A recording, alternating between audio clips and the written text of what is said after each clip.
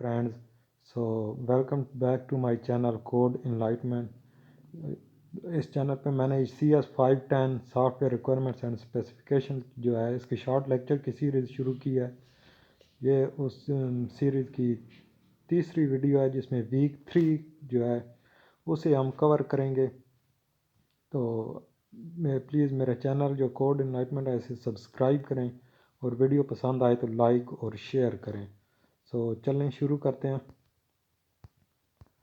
सबसे पहले जो हम आज डिस्कस करेंगे वो है kinds of software requirements. Software requirements की जो है वो इकसाम जो है इसके बारे में हम डिस्कस करेंगे। सॉफ्टवेयर रिक्वायरमेंट्स की चंद इकसाम होती हैं, जिस तरह पहली है फंक्शनल रिक्वायरमेंट्स। मतलब ये कि ऐसी रिक्वायरमेंट जो कि वो सॉफ्टवेयर या जो प्रोडक्ट है वो परफॉर्म करेगा फंक्शनली, जो उसका फंक्शन होगा उसे फंक्शनल रिक्वायरमेंट कहेंगे। दूसरी है नॉन फंक्शनल रिक्वायरमेंट्स, मसलन बजट, टाइम वगैरह, ये नॉन फंक्शनल रिक्वायरमेंट्स हैं। फिर है डोमेन रिक्वायरमेंट्स कि हमें जो टेक्नोलॉजी दी गई है ये उसके अंदर आता है या नहीं। चौथी हैं इन्वर्स रिक्वायरमेंट्स, वो रिक्वायरमेंट्स जो कि सॉफ्टवेयर को परफॉर्म नहीं करनी चाहिए, ऐसी फंक्शन जो कि सॉफ्टवेयर को नहीं करने चाहिए, जो कि फंक्शनल रिक्वायरमेंट्स के बिल्कुल उलट है। आगे है डिज़ाइन एंड इम्प्लीमेंटेशन कंस्ट्रेंट्स। इसके अलावा जो हम डिज़ाइन बनाते हैं और जो इम्प्लीमेंट करते हैं उसके लिए हमारे कुछ पाबंदियाँ होती हैं, कुछ चीज़ें जो देखनी होती हैं। आखिर जो अगली रिक्वायरमेंट है वो ये होगी। अब चलें एक एक करके ने देखते हैं। सबसे पहले है functional requirement, statements describing what the system does. Functional requirements वो होती हैं कि जो सिस्टम जो है उसे वो क्या करेगा, उसका फंक्शन क्या होगा, functionality of the system.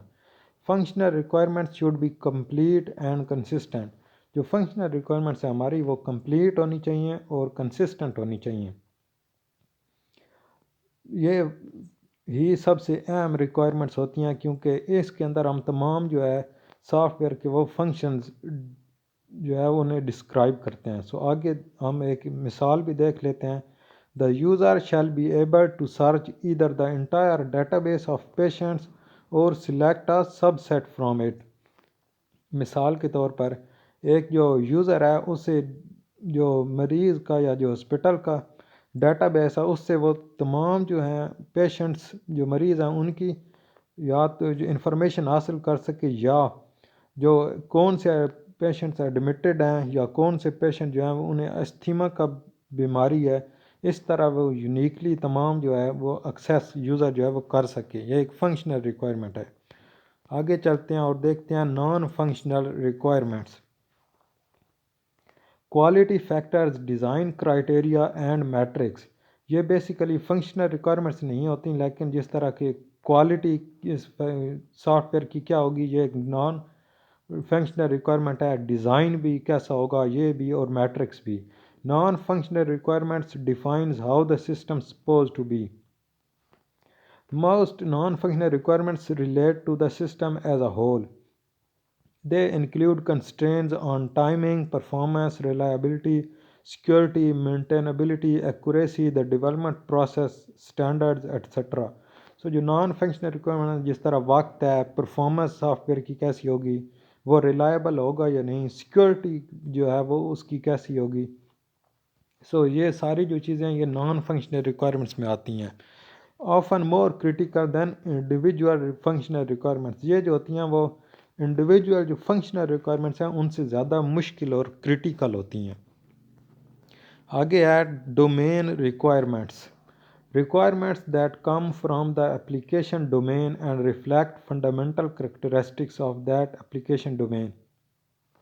Domain requirements वो होती हैं जो किसी एप्लीकेशन पर या किसी जो सर्वर है उस पर डिपेंड करती हैं कि वो उसकी क्या लिमिटेशंस हैं। These can be both the functional और नॉन फंक्शनल रिक्वायरमेंट्स। जो डोमेन रिक्वायरमेंट्स हैं वो फंक्शनल और नॉन फंक्शनल दोनों हो सकती हैं। जिस तरह आगे एक एग्जांपल मिसाल जो है वो दी गई है। Most banks do not allow over draw on most accounts.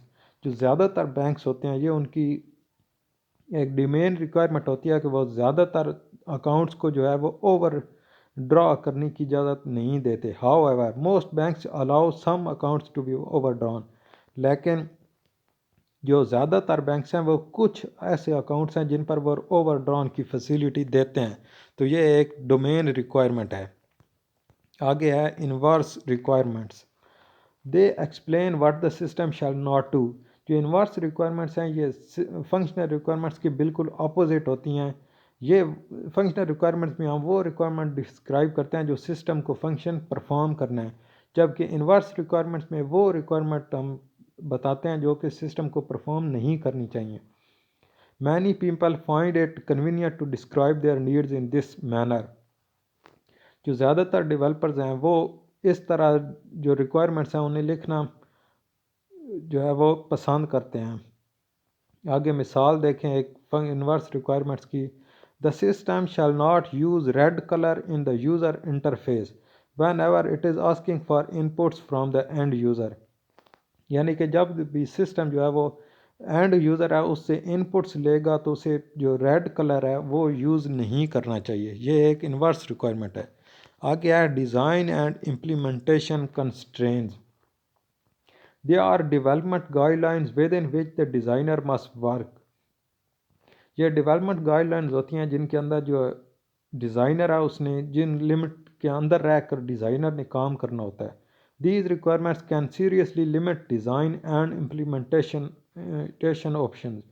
ये requirements जो हैं वो सीरियसली जो डिज़ाइन है उसे लिमिट कर सकते हैं और जो हमारी इम्प्लीमेंटेशन कैपेबिलिटी है उसे भी। मिसाल है आगे, the system shall be developed using the Microsoft dot net platform. मिसाल के तौर पर जो सिस्टम है उसे हमने सिर्फ जो माइक्रोसॉफ्ट डॉट नेट प्लेटफॉर्म है उसी के अंदर डेवलप करना है। The system shall be developed using open source tools and shall run on Linux operating system. जो सिस्टम है वो हमने कोई पेड सॉफ्टवेयर यूज़ नहीं करना, जो ओपन सोर्स टूल्स हैं वो यूज़ करने हैं और वो लिनक्स ऑपरेटिंग सिस्टम पर रन भी करना चाहिए। ये एक डिज़ाइन एंड इम्प्लीमेंटेशन जो है वो कंस्ट्रेंट है। आगे चलते हैं रिक्वायरमेंट इंजीनियरिंग प्रोसेस। आगे हम रिक्वायरमेंट इंजीनियर की जो प्रोसेस हैं देखेंगे, तो सबसे पहले हम देखते हैं कि प्रोसेस क्या होता है। A process is an organised set of activities which transforms inputs to outputs.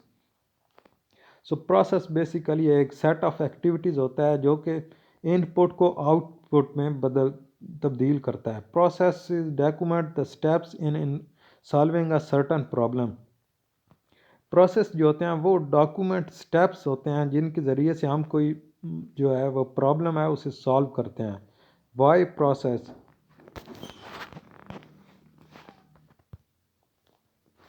Y process they allow knowledge to be री used.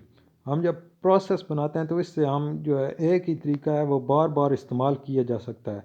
Processes are essential for dealing with complexity in real world.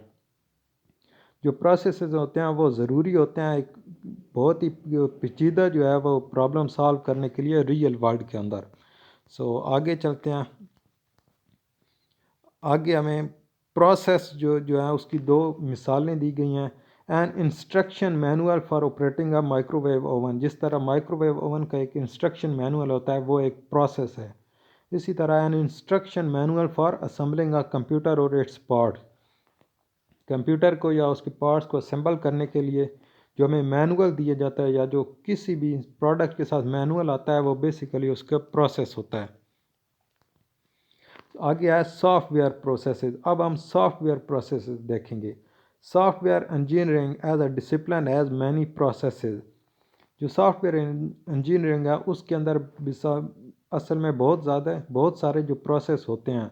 These processes help in performing different software engineering activities in an organized manner. ये जो processes हैं ये हमें मदद करते हैं software engineering की मुख्तलिफ एक्टिविटीज़ को एक मैनर में एक तरतीब में हल करने के लिए। जैसे कि मिसाल देखें, example software engineering development process. जो सॉफ्टवेयर इंजीनियरिंग डेवलपमेंट प्रोसेस है ये भी एक सॉफ्टवेयर प्रोसेस है। रिक्वायरमेंट इंजीनियरिंग प्रोसेस है, डिज़ाइन प्रोसेस है, क्वालिटी अश्योरेंस प्रोसेस है। ये चंद जो हैं वो सॉफ्टवेयर इंजीनियरिंग के प्रोसेसेस हैं। आगे है requirement engineering process. What is R E process. Requirement engineering process क्या होता है। The processes involved in developing the system requirements collectively called RE processes. So जो हम प्रोसेस यूज़ करते हैं सिस्टम की रिक्वायरमेंट्स को इकट्ठा करने के लिए, उन्हें जो है वो कलेक्टिवली हम और रिक्वायरमेंट इंजीनियरिंग प्रोसेस कहते हैं. Which process to be used, कौन सा प्रोसेस कब इस्तेमाल करना है, ये डिपेंड्स करता है हम एप्लीकेशन डोमेन पर कि हम कौन सी एप्लीकेशन यूज़ कर रहे हैं, द पीपल इन्वॉल्व, कौन से लोग इन्वॉल्व हैं, and the organisation developing the requirements, और जो ऑर्गेनाइजेशन सॉफ्टवेयर डेवलप कर रही है कौन सा रिक्वायरमेंट इंजीनियरिंग प्रोसेस यूज़ किया जाएगा, ये उन पर डिपेंड करता है. आगे आए रिक्वायरमेंट इंजीनियरिंग प्रोसेस के अंदर कुछ जो मिसालें हैं. Generic activities which is common to all processes, जिस तरह रिक्वायरमेंट एलिसिटेशन है, रिक्वायरमेंट को गैदर करना, requirement analysis, requirements validation, requirements management, ये तमाम जो हैं वो डिफरेंट किस्म के रिक्वायरमेंट इंजीनियरिंग प्रोसेसेस हैं. आगे हमें एक इनपुट एंड आउटपुट दिया गया है to RE requirement engineering process की. ये आप एक डायग्राम देख रहे हैं, इसमें बेसिकली एक रिक्वायरमेंट इंजीनियरिंग प्रोसेस जो है उसे शो किया गया है. आप सबसे पहले इधर देख सकते हैं इनपुट्स, एग्जिस्टिंग सिस्टम इंफॉर्मेशन, ये एक इनपुट है.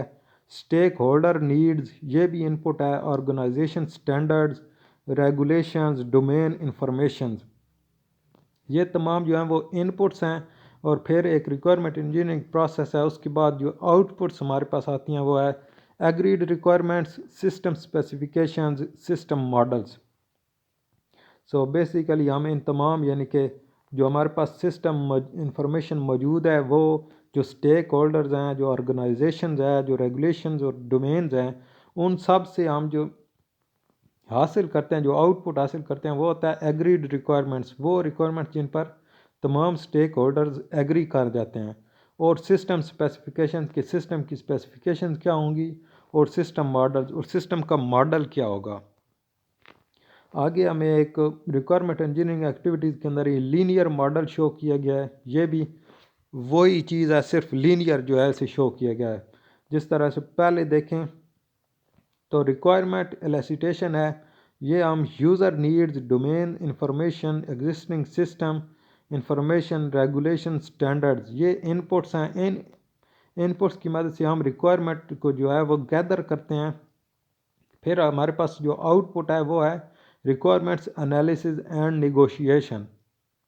दूसरी चीज़, उसके बाद हम रिक्वायरमेंट स्पेसिफिकेशन, जिसकी जो आउटपुट आगे रिक्वायरमेंट डॉक्यूमेंट होती है, हम रिक्वायरमेंट स्पेसिफिकेशन से ही रिक्वायरमेंट डॉक्यूमेंट भी करते हैं. उसके बाद आगे आए रिक्वायरमेंट वैलिडेशन. रिक्वायरमेंट डॉक्यूमेंट से ही हम जो है वो रिक्वायरमेंट वैलिडेशन भी हासिल करते हैं और एग्रीड रिक्वायरमेंट्स भी हासिल करते हैं. सो रिक्वायरमेंट जो डॉक्यूमेंट है उसकी दो आउटपुट्स हैं, रिक्वायरमेंट वैलिडेशन, एग्रीड रिक्वायरमेंट्स. सो ये एक लीनियर मॉडल है जो कि आपने देख लेना है. आगे बिल्कुल वही चीज़ जो है वो एक स्पाइरल मॉडल के अंदर शो की गया है. एक दायरे की इस तरह ये दायरे है, इसके अंदर स्पाइरल मॉडल में भी शो की गई है. स्टार्ट आप देखें, रिक्वायरमेंट वैलिडेशन स्टार्ट होता है रिक्वायरमेंट एलिसिटेशन से. फिर हम जाते हैं रिक्वायरमेंट वैलिडेशन, उसके बाद हम रिक्वायरमेंट एनालिसिस एंड नेगोशिएशन करते हैं. उसके बाद रिक्वायरमेंट को डॉक्यूमेंट करते हैं और उसके बाद सिस्टम रिक्वायरमेंट्स एंड डिज़ाइन हो जाता है. सो आज हमने इस टॉपिक के अंदर जो है वो रिक्वायरमेंट प्रोसेस इंजीनियरिंग के प्रोसेस और मुख्तलिफ मॉडल्स देखे हैं. सो आज के लिए इतना ही. अगर आपको मेरी वीडियो पसंद आई है तो लाइक करें और इस वीडियो को शेयर करें. Thanks for watching. अल्लाह हाफिज़.